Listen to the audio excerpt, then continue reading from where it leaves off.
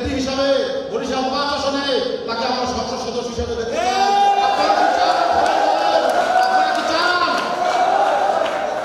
আমরা নেত্রী আমাকে এমপি হিসাবে বানাতে চান। এই আন্দোলন সংগ্রামে এই বরিশালে অনেক আজকে এই সবার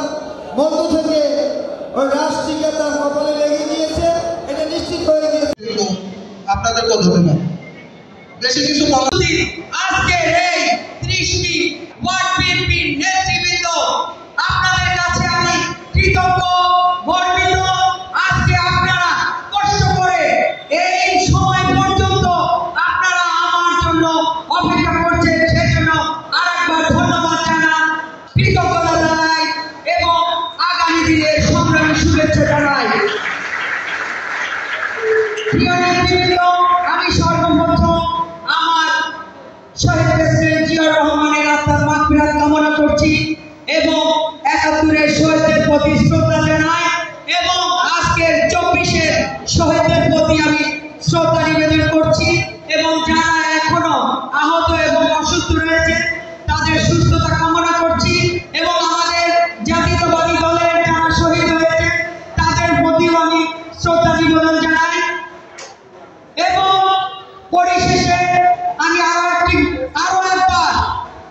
আপনাদের অনেক ধৈর্য পরিচয় দিয়েছেন, আমি আপনাদের সময় দেব না। আজকে 30টি ওয়ার্ডের নেতৃবৃন্দ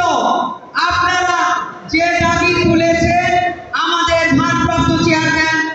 আমাদের সাংগঠনিক বিএনপির অভিভাবক জনাব তারেক রহমানের কাছে আমি আপনাদের সেই দাবি এবং মাথা তুলে নিচ্ছি এবং আপনাদের সেই দাবির পরিপ্রেক্ষিতে আমি কেন্দ্রের কাছে